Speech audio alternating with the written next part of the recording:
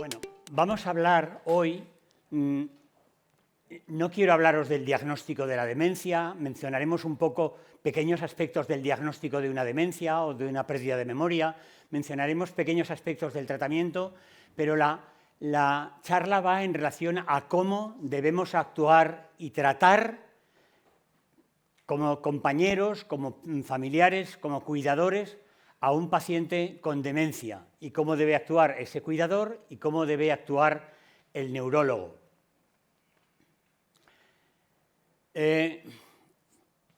Menos mal que no estamos en este primer encuentro de personas con demencia, porque gracias a Dios hay mucha más gente, pero preparando estos días la charla, a mí me daba la sensación de que os iba a leer o a explicar este libro, que se titula Cómo integrarse en la sociedad cuando eres un extraterrestre de un universo extranjero. Es decir, es hablar del sexo de los ángeles, porque no es fácil hablar de esto. No me resulta fácil enfrentarme a este toro y quiero explicaros por qué no resulta fácil enfrentarse a ese toro. Bueno, pues por algo muy sencillo. Imaginaros este matrimonio, que es un ejemplo de un matrimonio que pueden llevar 30, 35 años casados, él tiene 70, ella 65, 68 o a la inversa, y de repente uno de los dos empieza a tener un deterioro cognitivo, empieza a perder memoria, empieza a demenciarse. ¿Cómo le explico yo a este señor que conoce y que quiere a su mujer? Pues con locura. Desde hace un montón de años, que la tiene en cuerpo, pero ya no la tiene en mente y en espíritu. Eso no siempre es fácil de transmitir. O a la inversa, estamos en lo mismo. Y luego, no todo el mundo que tiene un deterioro cognitivo de golpe y porrazo es como si le apagaras el interruptor y pasa de estar normal a estar demenciado. Hay situaciones evolutivas que vamos a intentar valorar, de tal manera que muchos pacientes, yo lo hablaba con Rosa hace un ratito, bueno, pues un familiar suyo empezó hace unos años que se le olvidaba bajar a la playa, pero hacía la comida en casa y hacía las cosas normales, y de repente un día pues metía la garra hasta aquí. Entonces su marido le decía, ¿pero qué estás haciendo? ¿Que me estás engañando? Eso no se puede hacer, porque no lo hace el paciente queriendo. Y esa es la parte más difícil de lo que os quiero explicar hoy. Bueno, vamos a dar pequeños datos. A ver, hay partes de la charla que van a ser un coñazo, os lo digo, que son datos epidemiológicos que no nos interesan o que no interesan mucho, que eso los pasaremos rápido, y me centraré en lo que pueda ser más útil y más importante para mantener una buena relación enfermo-persona con demencia, cuidador, persona con demencia. Bueno, la prevalencia de la demencia en mayores de 65 años se estima en más del 7% de la población. Las demencias afectan a unas 1.500 personas por cada 100.000 habitantes. Si en Aragón hay 1 millón de habitantes, pues estaríamos hablando de más de 15.000 personas con demencia.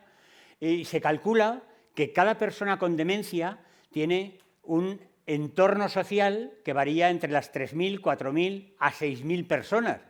Y no afecta solo al cuidador directo, afecta al vecino de la puerta de al lado, al portero, etcétera, etcétera, etcétera. En España hay más de 4.000 pacientes con enfermedad de Alzheimer en edad presenil, antes de los 65, y más de 600.000 con enfermedad de Alzheimer en edad de mayores. La enfermedad de Alzheimer, aunque hay otras muchas demencias, constituye el 80% de las demencias, representa la cuarta causa de muerte en países industrializados y la prevalencia siempre es un poquito mayor en mujeres que en varones. Bueno, está claro, la sociedad está preocupada porque ve un Alzheimer en cada esquina, en cada calle, a poco que alguien pierda un poco de memoria, porque todos hemos tenido una experiencia con un familiar, con un amigo. Entonces, todos conocemos a alguien que la padece y hay temor generalizado a sufrirla, sobre todo si hay antecedentes familiares. Sí es importante que en el inicio nos planteemos cómo hay que comunicar el diagnóstico no solo al paciente, sino a su entorno familiar directo, a sus cuidadores. Hay que pensar y reconocer que estamos con una persona, por supuesto, antes de ser un enfermo es una persona, más allá de su propia enfermedad. No es necesario engañarlo, pero hay muchas formas de no decir toda la verdad. Es decir, hay cosas que no hay que... por ejemplo, voy a cambiar de tema para que me entendáis. Muchas veces los neurólogos, cuando entra alguien en la consulta por la puerta y entra así, dices, este señor tiene un Parkinson. Bueno, pues es un error garrafal decirle al paciente que está al otro lado de la mesa, antes de que se vaya, usted tiene un Parkinson.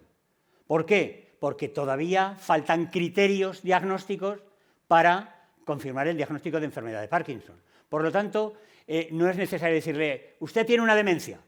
No, usted tiene una pérdida de memoria que vamos a seguir tratando, vamos a intentar mejorar. Es decir, hay que explicarle el significado de lo que le vamos a contar. No hay que estigmatizarlo ni decir, va, la que le ha tocado, madre mía, Dios mío, y ver sus preocupaciones y atender sus emociones, por supuesto. Intentar nunca bajarlo de su sitio, no quitarle mérito ni actuación en el seno familiar, ni imponer nuestras decisiones, cosa que es muy importante y volveremos sobre este tema, o no hay que imponer las decisiones familiares, hay que saber llevar al huerto al paciente sin imponer. El objetivo fundamental siempre va a ser mantener su autonomía para todas las actividades de la vida diaria que se pueda y cuanto se pueda. Estamos hablando ahora de demencias, pero lo mismo podríamos decir de otras enfermedades degenerativas como sería el Parkinson, como sería la ELA, etcétera, etcétera. Es decir, que hay que intentar que no se siente el paciente en el sofá y se pase todo el santo día ahí quieto, porque tiene que mantener sus actividades físicas y la mayor parte de las mentales posibles. Hay que enseñar o educar al cuidador y seguir haciéndolo durante la evolución y progresión de la enfermedad. Y tenemos que tener un sexto sentido para valorar la personalidad del cuidador. Hay cuidadores que lo llevan bien, hay cuidadores que lo llevan bien, pero con el tiempo lo van llevando cada vez peor, cada vez peor, y siempre hay que hacerlo valorando la evolución y los cambios que va sufriendo el paciente. Bueno, vamos a mencionar un poco los síntomas, a grosso modo, de un paciente con deterioro cognitivo o con demencia, teniendo en cuenta que esa curva que ponemos aquí abajo va avanzando progresivamente hasta tener una dependencia mucho más importante. Yo creo que hará un mes o mes y medio, una compañera psiquiatra que se llama Patricia Gracia García, escribió un libro que se titula ¿Qué le pasa a mi madre?, en el pues ella se relaciona con pacientes con demencia desde el punto de vista psiquiátrico y trata un poco los trastornos de conducta que acompañan a esos pacientes. Pero como buena psiquiatra o como psiquiatra no sabe ni tiene que tratar la enfermedad básica, y de hecho en la conferencia que dio en esta misma sala pues nos expuso una serie de síntomas psiquiátricos, pero no nos dio solución a ninguno de ellos. Hoy intentaremos dar al menos alguna solución. Bueno, la enfermedad de Alzheimer se pierde algo más que la memoria. Se pierden un poco todas estas características que ahora os voy a contar. Es algo más que una simple pérdida de memoria, ya que el paciente, evidentemente, va perdiendo poco a poco memoria, tiene dificultad para ir desarrollando o desempeñando las tareas habituales, va teniendo poco a poco problemas en el lenguaje, le cuesta encontrar las palabras, va hablando cada vez menos, le cuesta expresar frases más profundas o más continuadas, le cuesta seguir una conversación en un entorno familiar de una mesa, va añadiendo desorientación en tiempo, desorientación en lugar, tiene dificultad para analizar situaciones cotidianas, de esto también pondremos algún ejemplo, va manifestando una incapacidad para realizar operaciones mentales, teniendo una ubicación equivocada de los objetos. Es fácil encontrar, ir a casa de un paciente con demencia o con deterioro cognitivo leve o moderado, que vive solo, y entrar en la nevera, buscar agua y encontrar unas medias. Claro, bueno, pues, a ver, todos hacemos cosas raras, pero eso se repite con más frecuencia. Presenta cambios repentinos en el humor o trastornos en el comportamiento, tiene cambios en la personalidad, tiene una clara pérdida de iniciativa, y todo eso son síntomas que vamos a intentar comentar. La persona con demencia olvida situaciones complejas o no, las puede olvidar o no olvidar, y raramente las recuerda más tarde.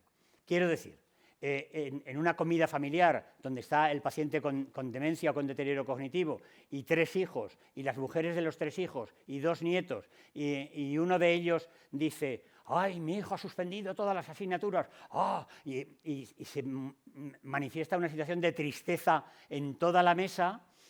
El paciente lo que está entendiendo es que cree que esa situación de seriedad se refiere a algo suyo, y hay que hacerlo salir de ese bucle sonriendo y cambiando de tema.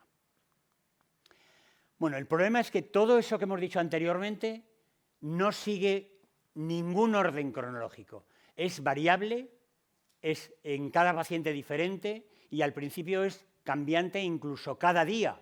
Es lo que hablábamos antes, es decir, un paciente puede llevar 2 años y medio que quedas con él para bajar, yo qué sé, como decía Rosa antes, para bajar a la playa a las 11 y a las 9 de la mañana lo tienes sentado en la hamaca en la playa. Pero si nos habíamos quedado a las 11, bueno, pero nadie le da importancia a esas cosas hasta que se va sumando otra y otra y otra, y en cambio esa misma persona hace las judías verdes con patatas deliciosas sin ponerles azúcar en vez de sal, sino que las hace correctamente.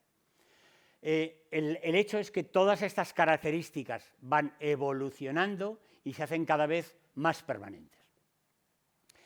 Si profundizamos un poco más en la clínica del paciente, ya hemos dicho que una de las principales características es la pérdida de memoria, los olvidos frecuentes, los despistes.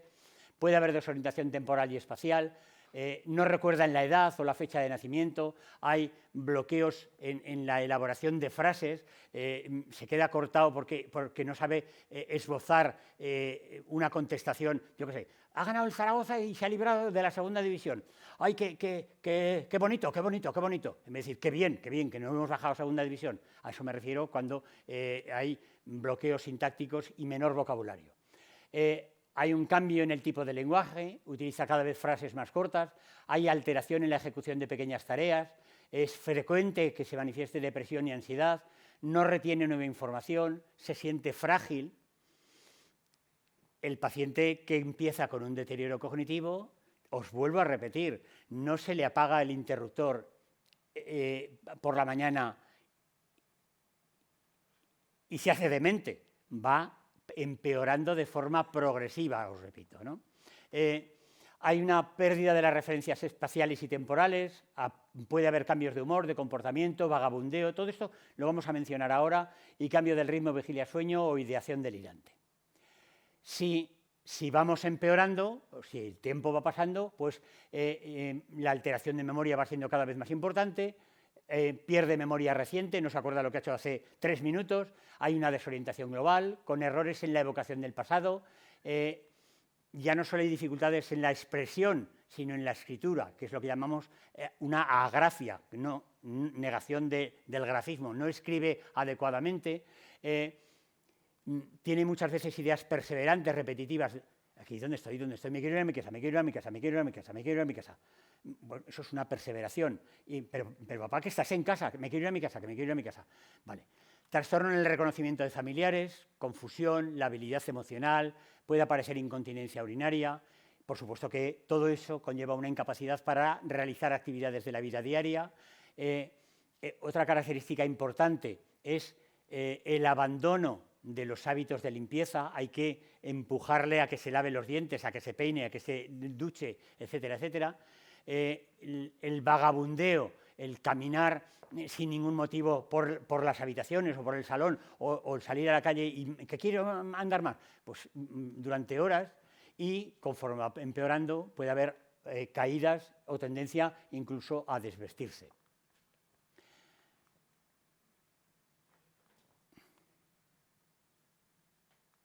Vaya, ahora no funciona.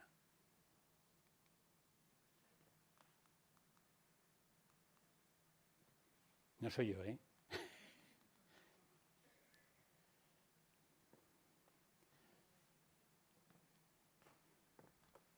¿Lo paso a mano? Bueno, ahora a ver si pasa a la siguiente. Bueno, si va progresando, ya no solo hay torpeza en las actividades de la vida diaria, como para coger un cuchillo, un tenedor, cortar la carne, que es lo que llamamos apraxia, sino que hay dificultades totales en el lenguaje, alteración total de la memoria, pérdida de peso, incontinencia, pasa la etapa de silla-cama, cama-silla, hay problemas dermatológicos, digestivos, hasta que en las etapas finales ya el paciente requiere incluso sonda de alimentación, gastrostomías, etcétera, etcétera.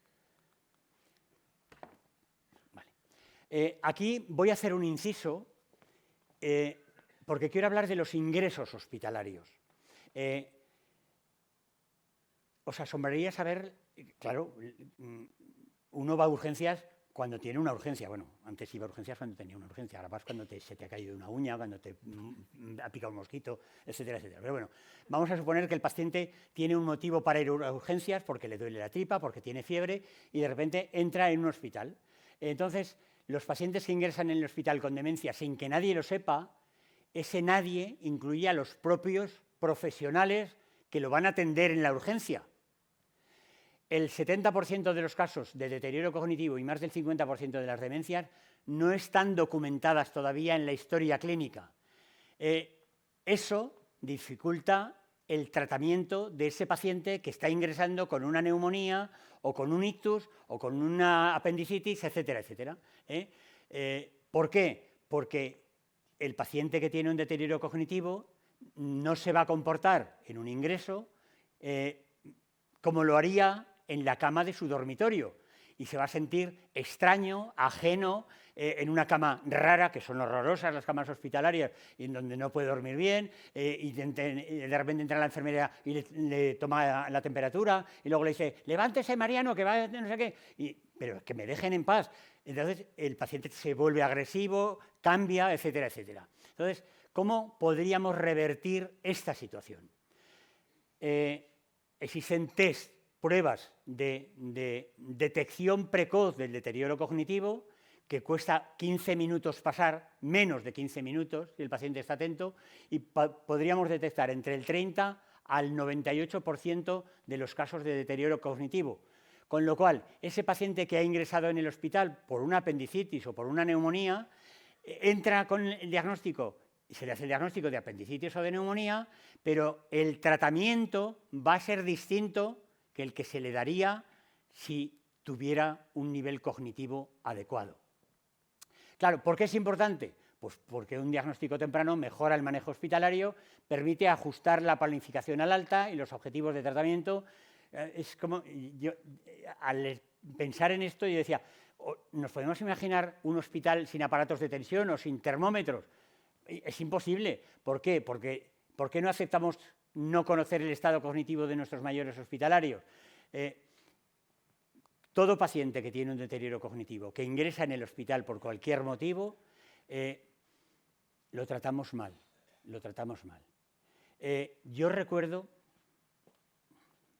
en mi época de residente y en mi época de adjunto, yo trabajaba en neurología en el Hospital Clínico durante casi 40 años y tuvimos que poner en el control de enfermería un cartel, pero así de grande, diciendo: a ningún paciente en esta planta se le administrará aloperidol. El aloperidol es un tranquilizante que se les da a los pacientes cuando están en casa, de ninguna de las maneras.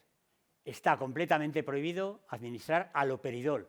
¿Por qué? Porque a las 3 de la mañana el paciente con deterioro cognitivo se despertaba o lo despertaba el auxiliar de la enfermera, que esa es otra historia. Entonces se agitaba, se quería levantar, entonces lo ataban, lo sujetaban. No hay que atarlos, no hay que sujetarlos, al contrario, hay que tranquilizarlos y le atizaban un haloperidol pinchado, como a los 10 minutos seguía cantando y gritando y despertaba toda la planta, los 30 enfermos de la planta le pinchaban el segundo haloperidol y el tercer haloperidol y se pasaba toda la noche pram, pram, pram, pram, pram, tocando la guitarra y cuando ibas a pasar visita a las 9 de la mañana estaba medio en coma, dormido tieso, porque le habían puesto 3 o 4 haloperidoles pinchados. Entonces, eso es lo que hay que evitar precisamente. Bueno, la demencia en los hospitales es un diagnóstico en principio invisible que hay que visibilizar. Bueno, ya entramos entonces en los síntomas, hemos hablado del trastorno de memoria, hemos hablado de muchos otros cambios que experimenta el paciente, pero vamos a centrarnos fundamentalmente en el motivo fundamental de la charla de hoy, que son los síntomas llamados psiquiátricos. Y vamos a analizar cada uno de los mismos. Pueden ser síntomas afectivos, entre los cuales está la apatía, la depresión, la ansiedad, trastornos de la actividad, entre ellos el vagabundeo o una actividad inapropiada sin objetivo, es decir, coger una camisa y empezar a estirar del botón y estirar del botón, estirar del botón, o coger la cremallera del pantalón y subir, bajar, subir, bajar, subir, bajar durante todo el día, bueno, o desnudarse. Impulsividad, conducta social inadecuada, llegando a la agresividad física o a la agresividad verbal. Síntomas más psicóticos, como serían las alucinaciones, es decir, cree ver personas o cosas que no están, o auditivas, cree oír sonidos o frases que no está pronunciando nadie, o delirios. Es muy frecuente que piense, ¿dónde está mi cartera? Me la han robado, me la han robado, me la han robado. Y esa misma actividad de vagabundeo sin sentido lo agita todavía más. Esta no es mi casa, esta no es mi casa, me quiero ir a mi casa. ¿Y tú quién eres? Pero si soy tu marido, si soy tu marido. ¿Pero qué vas a ser mi marido? Tú te pareces, pero no eres mi marido. Claro, imaginaros a ese pobre señor de 70 años que le está diciendo a su mujer que tiene una demencia, pero si tú no eres mi marido, tú eres otro, eres otro. Le pasará como al del gorrión, que a la tercera vez que se lo diga le dirá, ¡come la mierda! ¡Pum, pum! Y ya está liada, y ya está liada. Y eso es justo lo que no hay que hacer. Alteraciones del ritmo vigilia-sueño, despertares frecuentes y somnolencia por la mañana, de día. Vamos a analizar cada grupo de estos. Empezamos, tenemos aquí la silla donde se sentaría el paciente con deterioro cognitivo y aquí donde se sentaría el familiar o cuidador.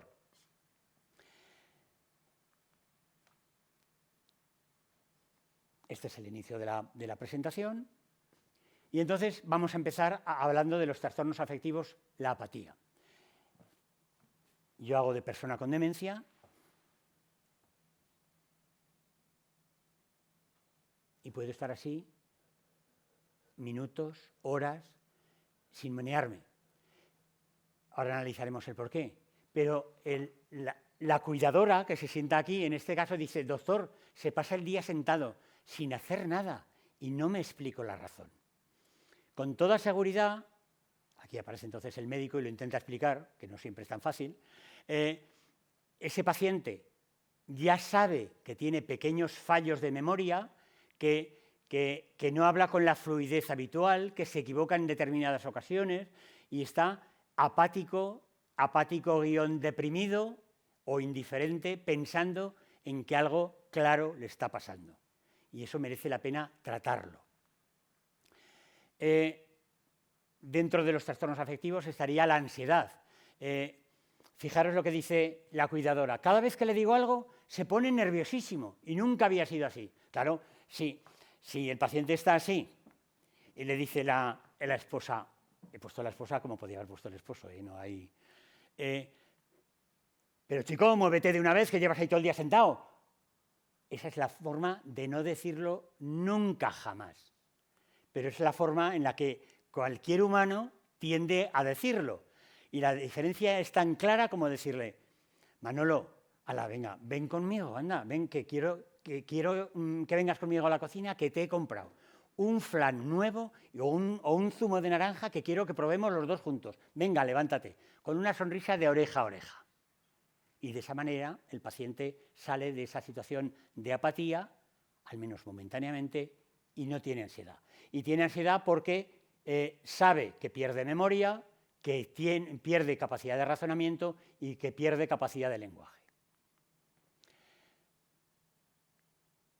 Dentro de los trastornos afectivos, la depresión, la mujer dice, está triste todo el día y hasta a veces lo veo llorando. Es un paso más dentro de esa situación de apatía, indiferencia y preocupación que tiene el paciente. Y esto se puede y se debe de tratar. Trastornos de la actividad. El cuidador dice, hace cosas rarísimas, sin sentido, y no me da ninguna razón. ¿Por qué? Pues porque el paciente tiene ese vagabundeo, esa actividad sin objetivo, esa conducta motora anómala. Es muy frecuente ver al paciente sentado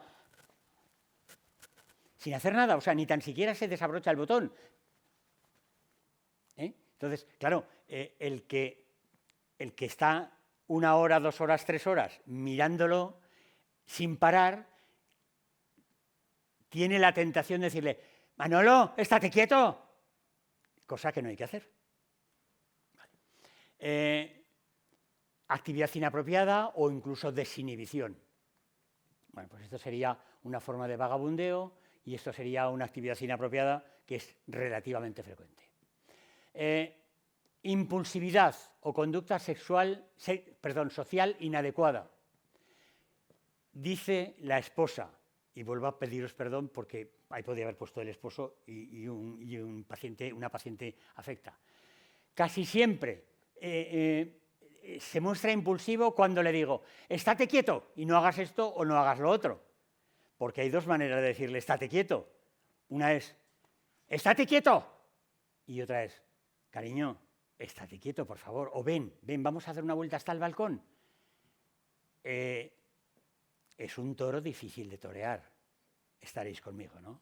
Es un toro difícil de torear.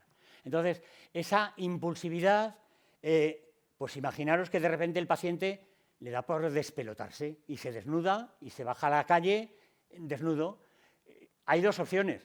O bajas con una manta y le das un abrazo y le dices, ven cariño, o sea mujer o sea varón, y lo convences para que vuelva a casa, y la otra es gritar detrás de él diciendo, pero estás loca, cosa que es lo que no hay que hacer.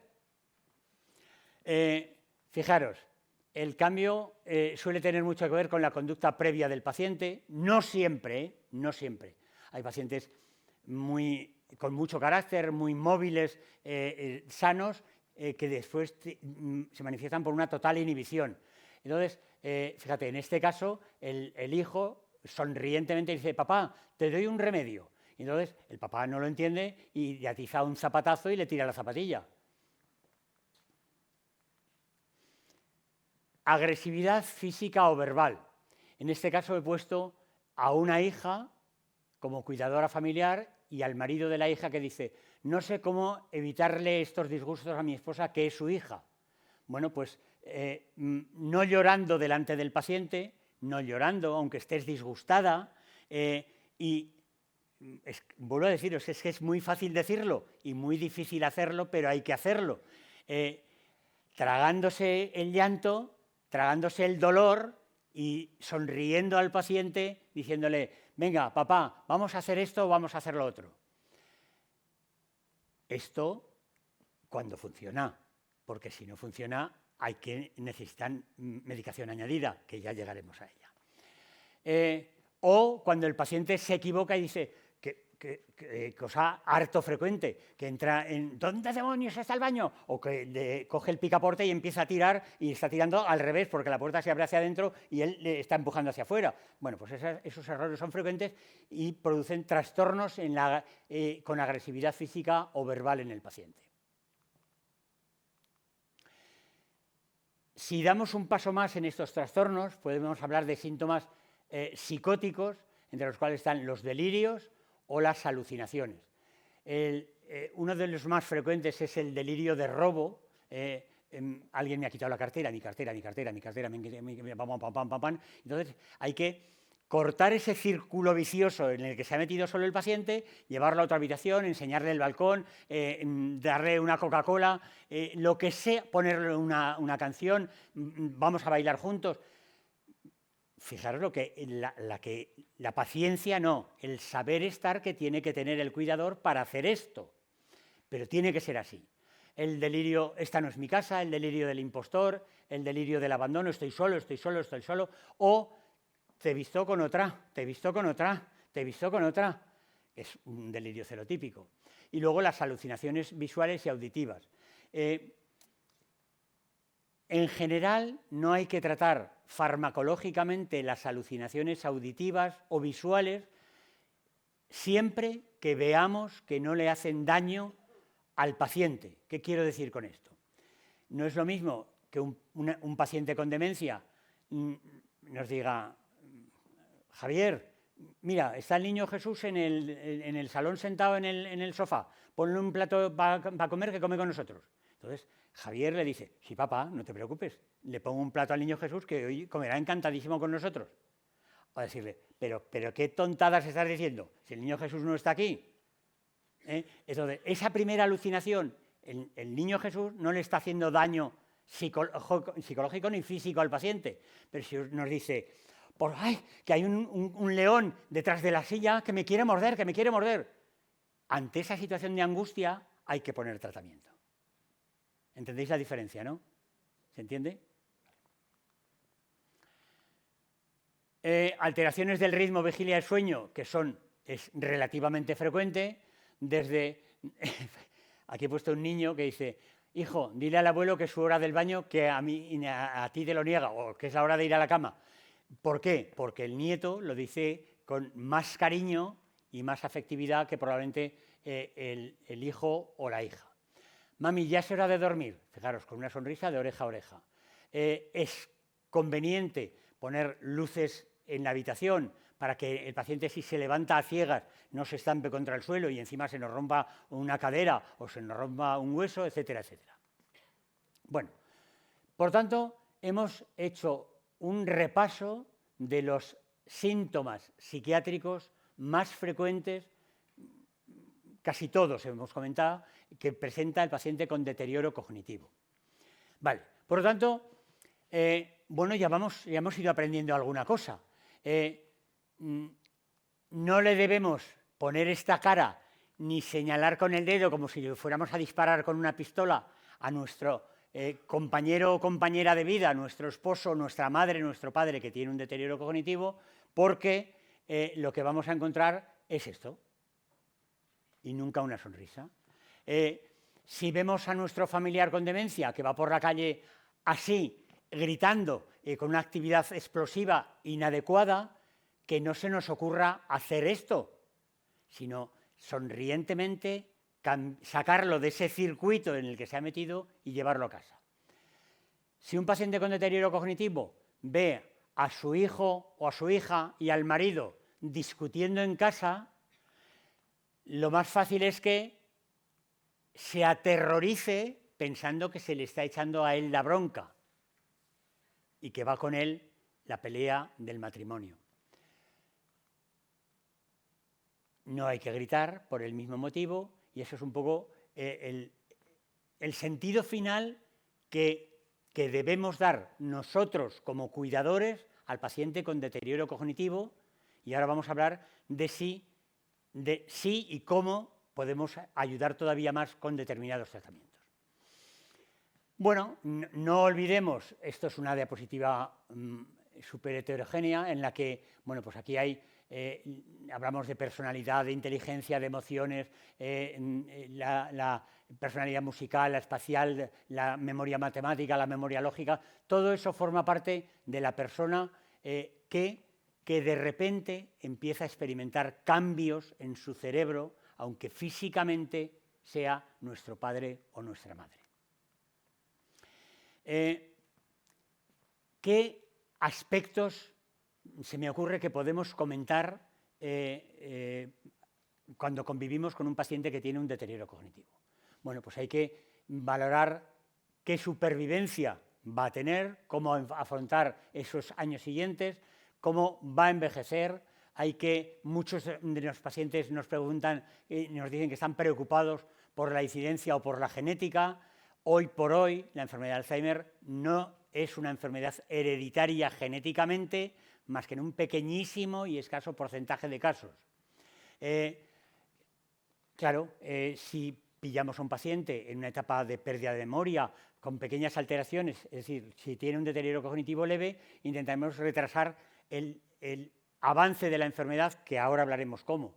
Hay que intentar siempre hacer una detección precoz buscando signos bajo sospecha, derivar a atención primaria o a atención continuada o equipos de atención especializada. Hay que hacer un diagnóstico con la mayor seguridad posible y para eso no es necesario hacer un escáner ni una resonancia. El deterioro cognitivo no aparece en una resonancia ni aparece en un escáner. Aparece escuchando al cuidador e interrogando al paciente. Hay que hacer un tratamiento integral, es decir, no solo farmacológico para retrasar la posible progresión, sino farmacológico para tratar los trastornos psiquiátricos que muchas veces tiene el paciente, y un tratamiento fisioterapéutico, es decir, mantenerlo lo más activo posible la mayor parte del tiempo.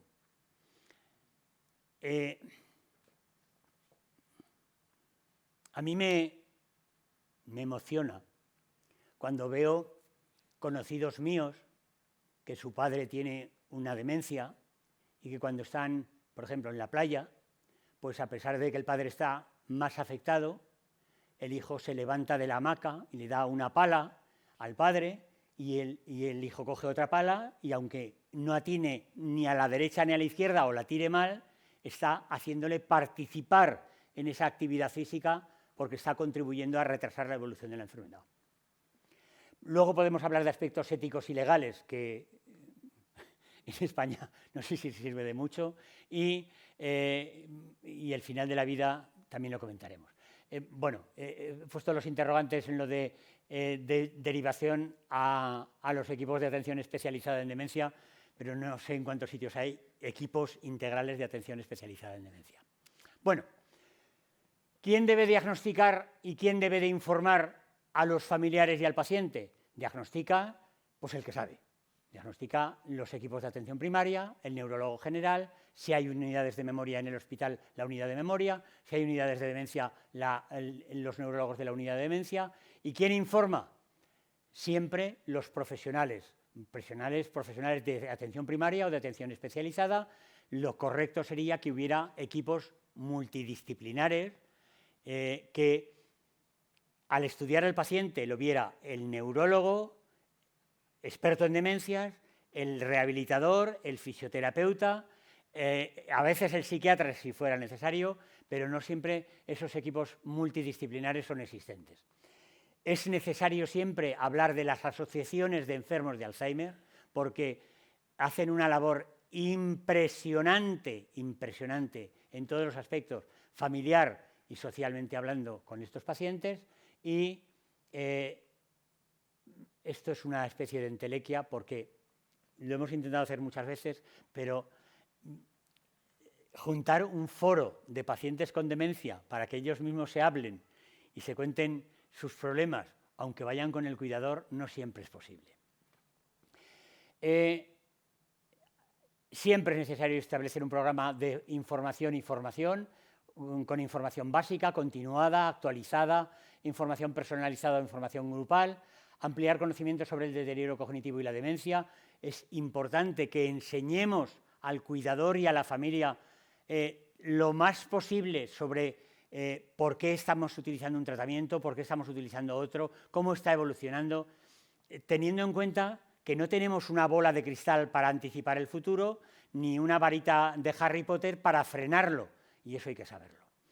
La información debe ser lo más accesible posible, cercana y actual, dirigida tanto a las personas afectadas como a las familias cuidadoras, como a la población general, y sesiones y conferencias interactivas si fuera necesario.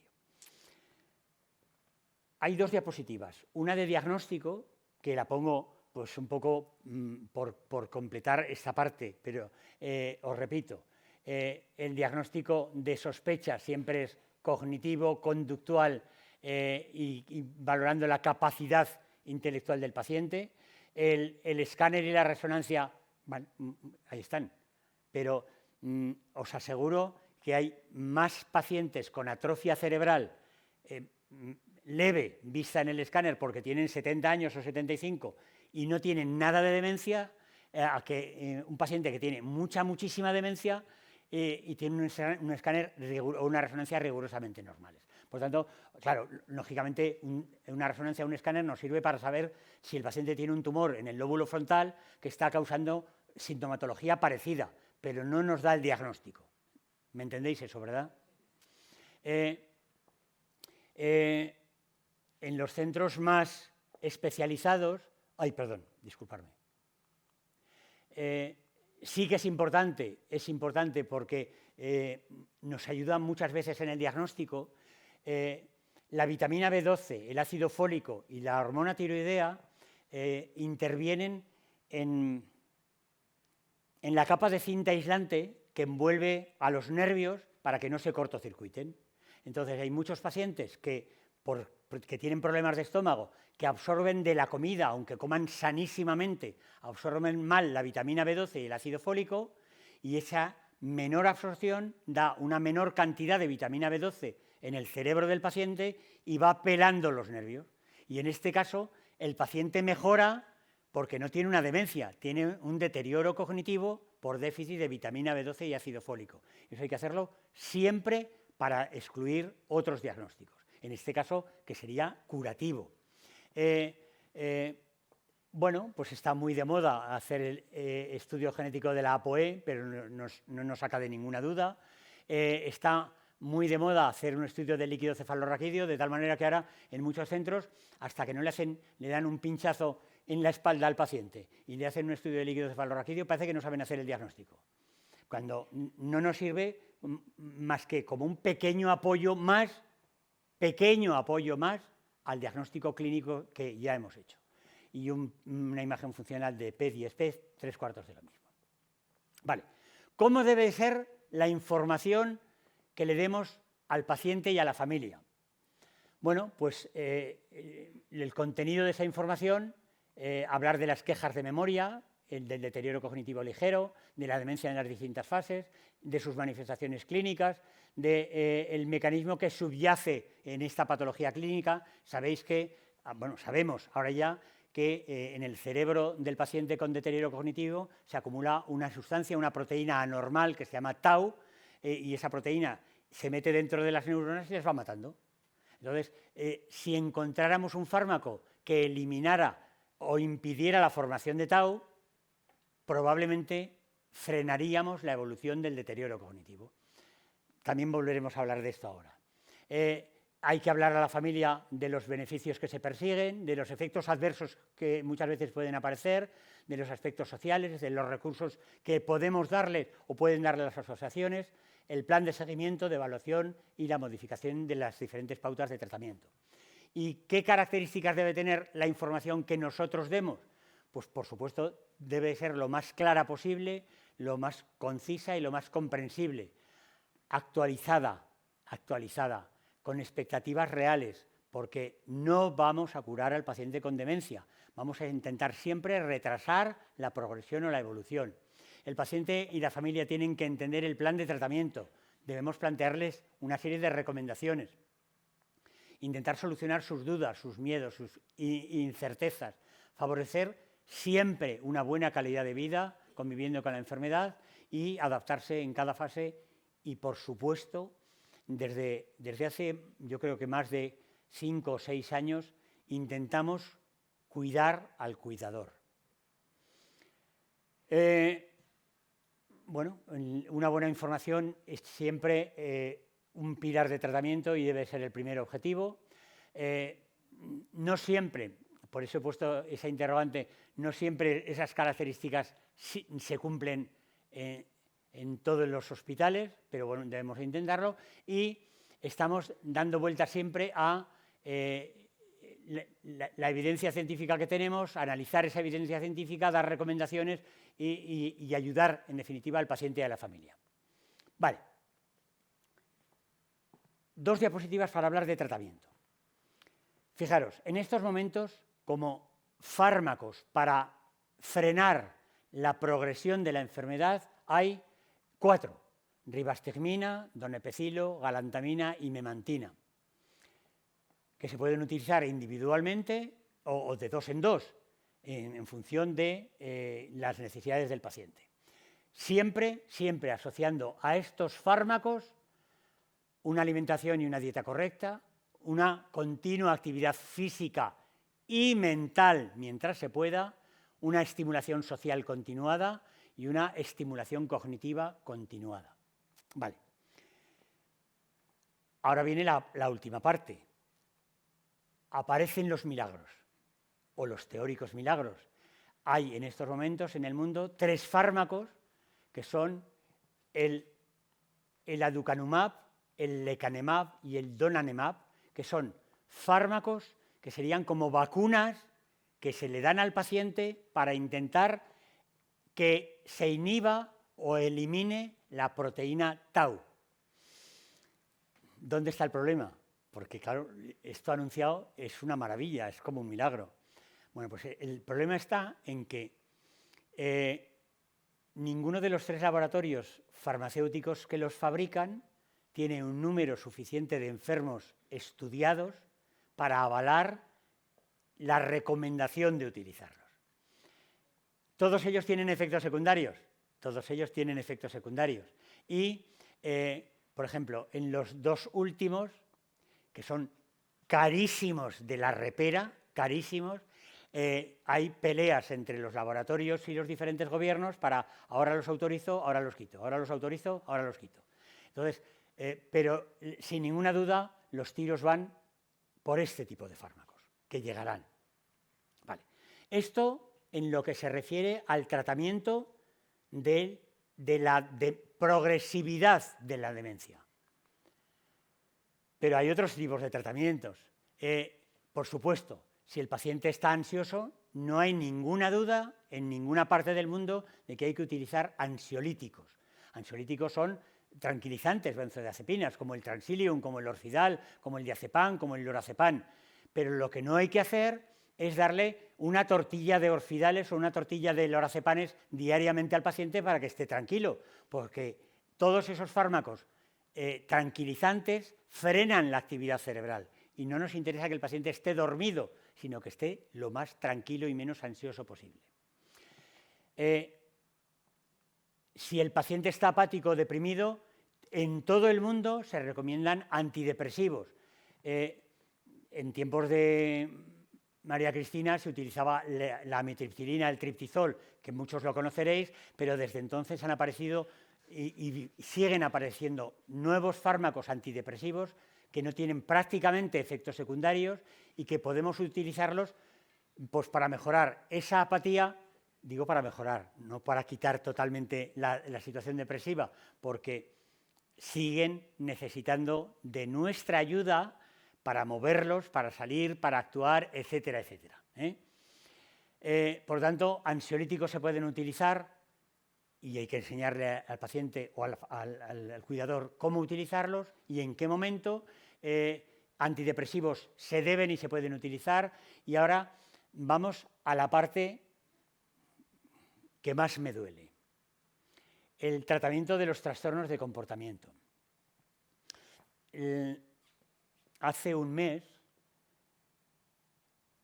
un catedrático de la Facultad de Medicina, eminentísimo, que sabe lo que no está escrito,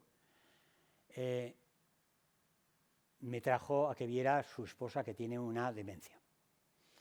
Y no sé, no os voy a decir quién, pues como de vez en cuando gritaba un poco o se ponía nerviosa, le había puesto este segundo fármaco, la risperidona.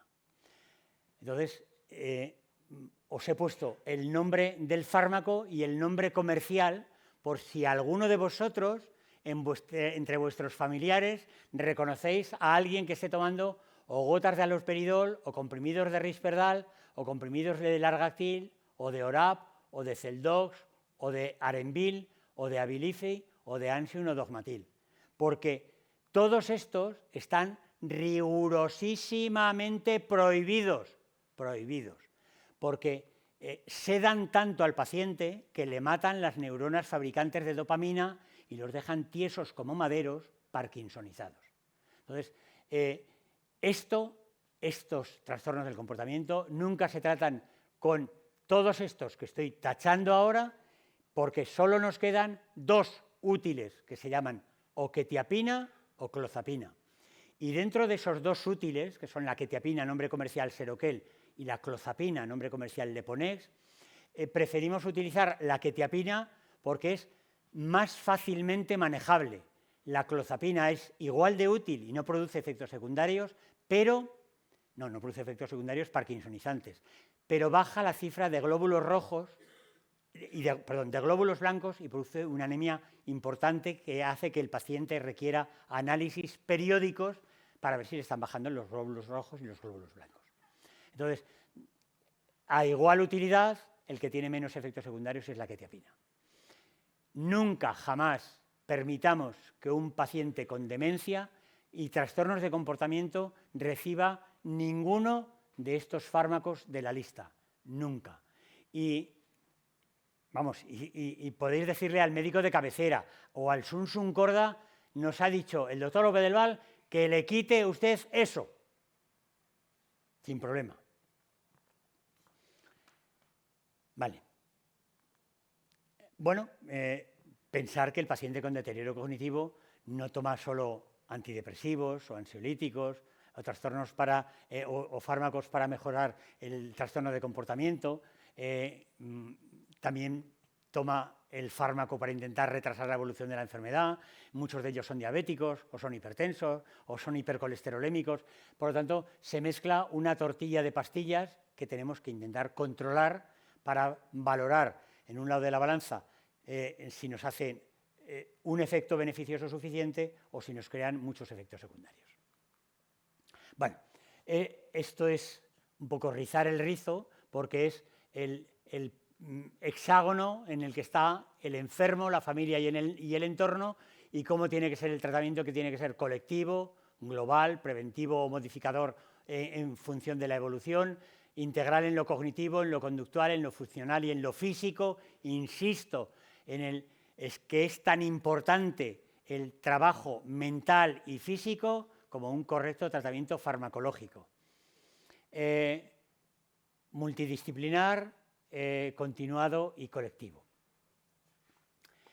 Vale, ¿qué medidas no farmacológicas se pueden recomendar? ¿Dónde está el inconveniente? Ahí, en que todas ellas son carísimas y en muchos sitios no se hacen.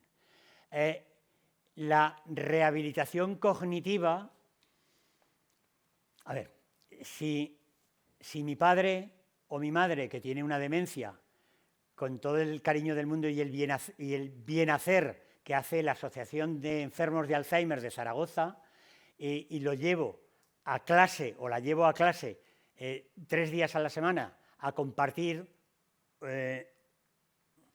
una clase de estimulación cognitiva con 22 personas más, cuando el monitor que está guiando a los pacientes mira para la derecha, los 21 de la izquierda, cuando vuelve la cabeza hacia la izquierda, los de la derecha. Entonces, la rehabilitación cognitiva, desgraciadamente, le cae mucho más directamente al cuidador o a la familia, sin ninguna duda. Por supuesto que no está mal hacer una rehabilitación cognitiva en una asociación, que lo apoyo y que sin ninguna duda merece la pena. Hay que hacer terapia psicológica individual, derivación a los servicios hospitalarios que sean necesarios y siempre hay que buscar, desgraciadamente, recursos externos. Esto ya es más utópico, talleres familiares, formar a los familiares para que ellos crezcan y ayuden a otros familiares es muy difícil.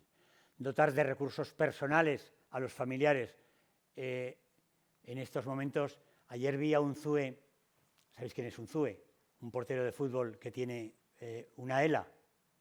Bueno, pues ayer vi a un ZUE que protestaba amargamente porque hace 7 meses que se aprobó la ley para mejorar a los pacientes de ELA y no han visto ni un céntimo todavía. Entonces, claro, dotar de recursos personales, ¿a quién? ¿O quién nos va a dotar a los familiares? Esto es muy difícil. Fomentar la interacción entre los familiares, asesoramiento como coterapeuta, claro, es decir, el cuidador acaba siendo un coterapeuta, sin ninguna duda. Bueno, ¿qué tipos de estimulación cognitiva recomendamos? Pues orientación de la realidad, validación, entrenamiento de la memoria, estimulación sensorial, entrenamiento en las actividades de la vida diaria. Repito, no puede pasarse el paciente sentado todo el día en la silla. Hay que moverlo y moverlo.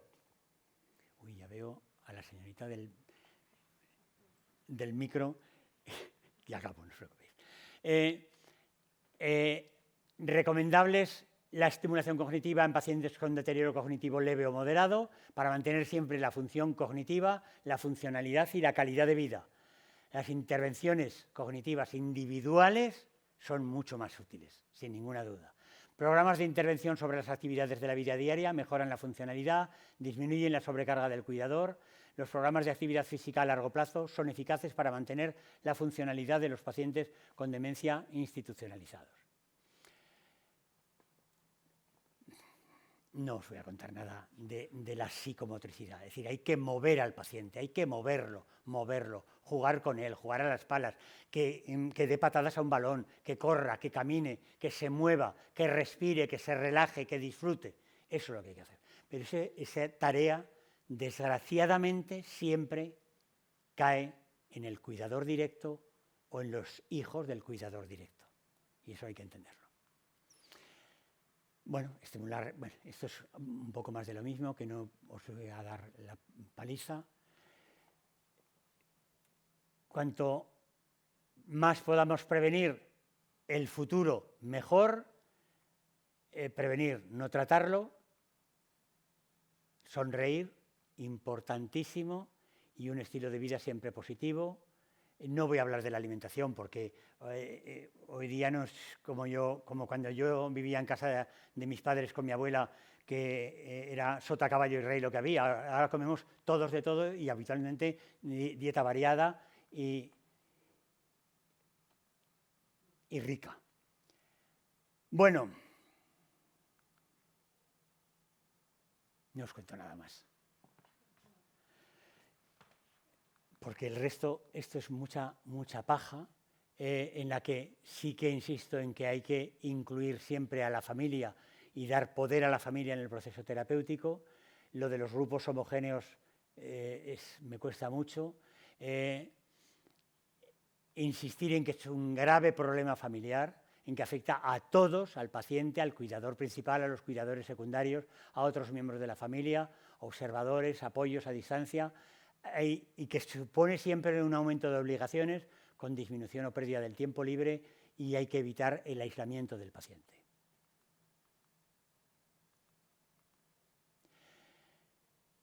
Cuando vemos un paciente, un cuidador en riesgo de claudicar, hay que ver si es por pérdida de energía, por fatiga crónica, por cansancio continuo, si tiene alteraciones de sueño, si somatiza, si aparentemente pierde memoria porque lo que está es súper distraído, pendiente solo de su esposa o de su cónyuge que tiene demencia, si tiene trastornos alimentarios, si come bien, si manifiesta desinterés, si tiene cambios de humor, si tiene desconsideración en el trato, consumo excesivo de otras sustancias o fármacos, si niega los síntomas, y nosotros estamos viendo que el cuidador está hecho polvo, hay que intentar ayudarle, por supuesto. Tratamiento psicológico del cuidador, no menciono nada más. Esto sería maravilloso si hubiera un plan de atención integral para el cuidador, con sesiones informativas, con formación teórica y práctica, con asesoramiento, pero no lo hay, no hay. Lo de grupos de ayuda mutua ya es panota. Esto sería hablar del sexo de los ángeles. Por supuesto que la recomendación está en las asociaciones de familiares. Por cierto, no lo he puesto, pero es que no sé cómo escribiroslo ahora. Hay una página web en Internet que es www.esteve.com, que si la visitáis ofrece ayuda individual al cuidador.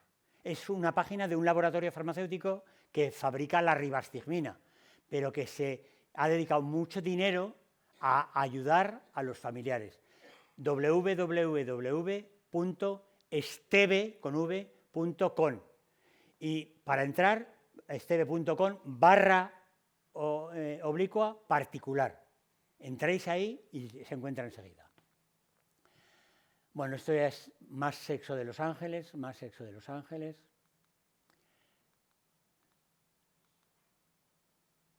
Y gracias por haber escuchado la plasta que os he dado tan horrorosa. Eso es todo. Nos quedarían unos minutos, si os parece bien, para preguntas individuales. Unos minutos que serían, ¿cuánto? 5 minutos, 7, 10 minutos.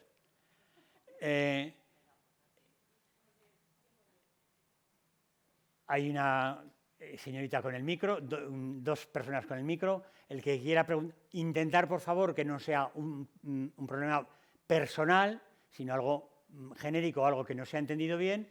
Y aquí estoy preparado para contestar lo que me preguntéis.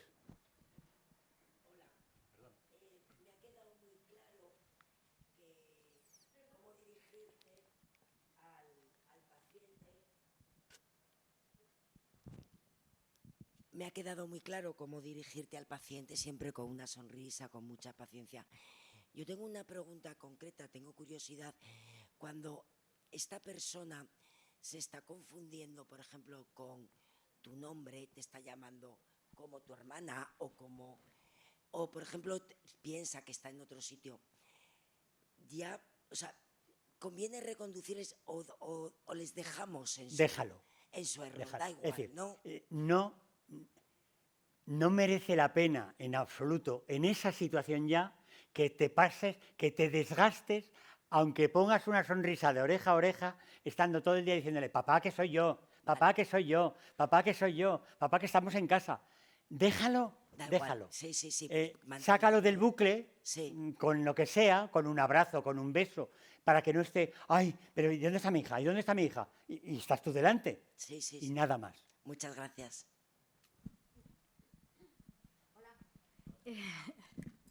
A ver, yo tengo con mi madre, bueno, aunque es personal, tengo con mi madre el principio de la demencia.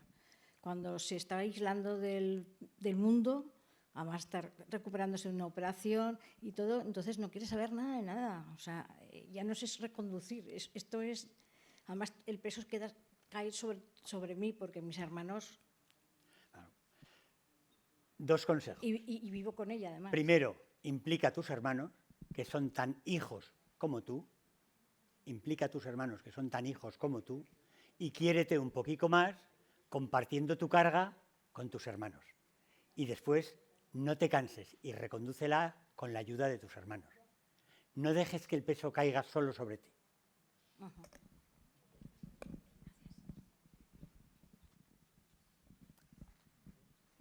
¿Quién más había? Hay una mano ahí y otra mano aquí. Hola, buenas noches. En la demencia hay conductas de la persona que la está padeciendo que son normales. Y esas conductas pueden ayudar en el tratamiento para, en vez de reconducir, utilizarlas como ancla. Por ejemplo, la música, alguna actividad que hayan hecho de pintura, claro, o alguna cosa, por ejemplo, el tono de voz, algún recuerdo, alguna fotografía. Cantar. Entonces, la demencia, mi pregunta es, bueno, eso lo dije por lo que estaba diciendo, pero la demencia no nada más está implicada en gente de la tercera edad, también está implicada en gente joven y ahí puede ser por la utilización de fármacos o algo. Mi pregunta es, ¿se contraponen los fármacos que ha mencionado en estas personas que su deterioro cognitivo va en picada? No, es decir, la demencia es más prevalente o más frecuente a partir de la séptima, octava década de la vida, por razones obvias, pero hay pacientes con demencia con 50 años y con 55 y con 60. ¿Qué ocurre? Pues que el paciente que tiene 55 años dices, alabado sea Dios, lo que teóricamente le quedaba por vivir y que no lo va a disfrutar. Pero ese paciente hay que intentar, por encima de todo, más que bueno, por lo menos un poco más que el que tiene 92, que no pase a la etapa siguiente, haciendo lo que haga falta. Lo que haga falta. Es una cosa curiosa porque, por ejemplo, hay un par de estudios que dicen que los pacientes con demencia, incluso moderada, avanzada, si les cantas una canción o si les pones una canción que ellos conocen de siempre, siguen la melodía y la cantan, porque eso quiere decir que probablemente las canciones se archivan en una zona de cerebro diferente. Probarlo. Buenas tardes. Ahora, Dos cosas. La primera, gracias por toda tu información. Y la segunda, cuando estos pacientes ya tienen una evolución, ya empiezan a aislarse, que es difícil comunicarse, cuando intentas que esta actividad cerebral, estimularla y al cabo de 20 minutos, media hora, se ponen muy nerviosos porque como si están cansados ya de esa actividad y empiezan pues a temblar, me duele esto, me encuentro mal, ¿cómo puedes reconducir ese cansancio? Primero, son pacientes con demencia, pero no son tontos. Entonces, intentar, por favor, diferenciar eso, porque en muchas ocasiones nos llevan al huerto con el me duele la rodilla, me duele la cabeza o me estoy mareando. Y ni se les duele la rodilla ni les duele la cabeza. Entonces, claro, tienes toda la razón. Llega un momento que dices, madre mía, otro día más peleándome aquí a los 10 minutos. Bueno, pues entonces te levantas, lo levantas, le das un paseo y a los 2 minutos lo vuelves a sentar en otra silla para que no identifique el mismo espacio y el mismo lugar y otros 10 minutos más. Pero sobre todo, no os dejéis engañar, porque son pacientes, pero no son tontos. Mi marido, estoy contenta dentro de, porque lleva ya 4 años, que le detectaron una demencia hace 2. Hay momentos, por 2 veces, que preguntó que quién era yo, que dónde estaba su mujer. Estábamos sentados en el sofá, le dije, pues soy tu mujer. ¿Ah, sí? Vale, vale. Pero ¿estás seguro que me ves, que soy yo? Y dice, va, venga, no te lo tomes en serio, que son tontadas mías. Bueno, y cuando ha tenido así algún lapsus, me dice eso, que son tontadas de él. Bueno, porque se da cuenta. Claro. Está en una fase que él se da cuenta. Ayer justamente estuvimos en el neurólogo, teníamos cita, después de 2 años, y le preguntó que si veía lo que usted dijo, animales o personas, y hubo una temporada que decía que por el lado izquierdo, donde él veía muñecos, decía. Y yo, vale, pues sí. Y le dijo que no veía nada. Y el día de antes, cuando se fue a la cama, iba perdido. No sabía dónde estaba. O sea, que son unos momentos, pero sí que aconsejo que sobre todo la música. Lo que está contando es un poco más de lo que hemos dicho en un paciente que tiene fluctuaciones dentro del día. Entonces, sí que merece la pena, al contrario que la otra pregunta, que lo corrijas y le digas, pero ¿quién crees que soy? Con esa cara tan guapa que tengo y que te estoy sonriendo, lo vas a reconducir, sin ninguna duda. Y probablemente de vez en cuando tenga alucinaciones, o pequeñas alucinaciones, que no son de las que denominamos como malignas, que ni tan siquiera se las quiere contar al médico. No. Tienen esa picardía. ¿Más preguntas? Bueno, a ver, 2 más. 1 y 2. ¿Qué te pasa en el micro?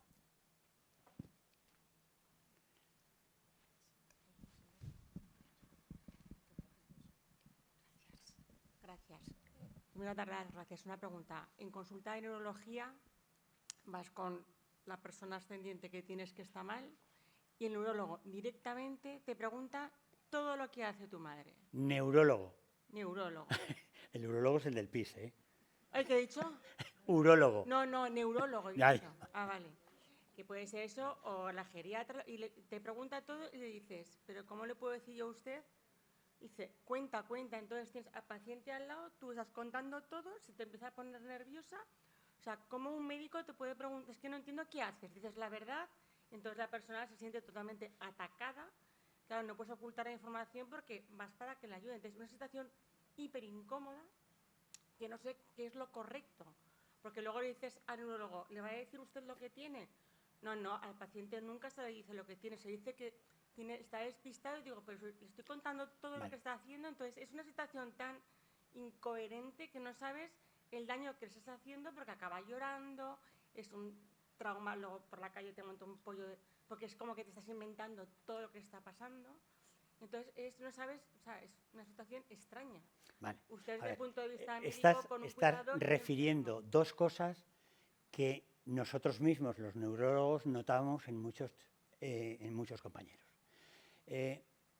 La introducción de los ordenadores en nuestras consultas ha sido nefasta, porque antes por lo menos podías mirarle a la cara al paciente y hablar con él o con la familia.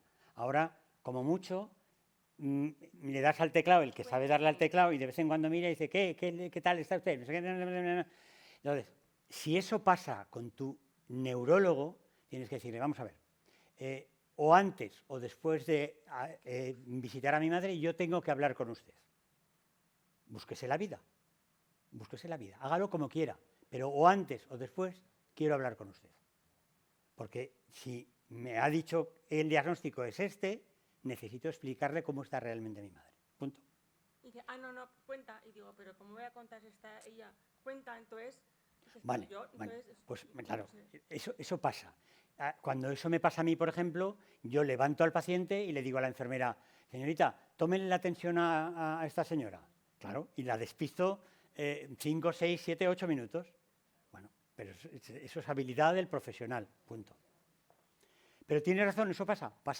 Y en la última consulta, ¿cuál es la actitud de la persona que acompañas cuando se da cuenta, que hay días que se da cuenta que tiene un deterioro, que está, y le entra una tristeza profundísima? O sea, ¿cómo puedes ayudar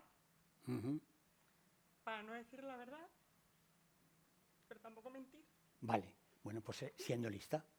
Es decir, no hace falta que le digas, ¿pero qué demencia tienes, mamá? No, ni se te ocurra.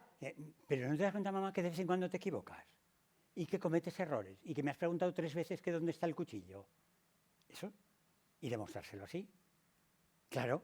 Pero una y otra vez. Pero si no te estoy echando la bronca, mamá, en absoluto. Simplemente es que quiero que te des cuenta que no te has dado cuenta dónde has dejado el cuchillo o las llaves. Adelante. Hola, buenas. Vale, muchas gracias por la charla. Y yo era muy parecido a lo que acaban de preguntar. A mí me pasó ir al médico de cabecera, decirle lo que le pasa a mi madre, con mi madre delante, por supuesto, y le mandaron a hacer un test. Tiene 84 años, le mandaron el MOCA, le salió fatal. Entonces luego dijeron, no, que es que ese test es muy difícil para gente de su edad por el nivel de estudios. Entonces le mandaron el mini mental, que le salió estupendo. Cuando un test de esos no tiene en cuenta alucinaciones ni nada. O sea, la verdad que no sé. Luego le pidieron la vitamina B12 y el ácido fólico, como la tenía desde hace menos de un año, no se lo han hecho en 2 ocasiones que fuimos a hacer la analítica, lo que me supone a mí quedarme a dormir en su casa para que no se vuelva loca si tiene que ir a las 8 de la mañana a hacerse una analítica. Y sigo ahora pendiente de la cita del neurólogo, que me va a pasar lo mismo. ¿Qué hago si estoy ahí delante y le digo, no, es que la policía me la ha llevado a casa, es que tiene alucinaciones, y ya luego va a decir que no? Entonces pues volvemos a lo mismo. Tienes que pedirle al neurólogo que separe a tu madre 4 minutos o 5 minutos para permitirte a ti explicarle cuál es el trastorno de comportamiento que está teniendo la madre. Claro, porque es que un paciente no lo admite. O sea, lo de me la llevo la Policía Nacional a casa es, oye, estos policías y yo me voy a ir a mi casa.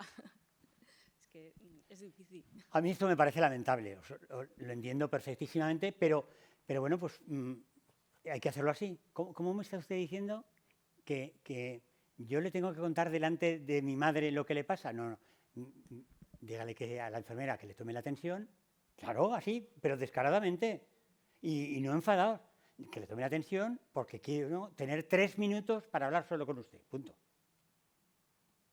Gracias. Bueno, muchísimas gracias. Espero que no os hayáis aburrido.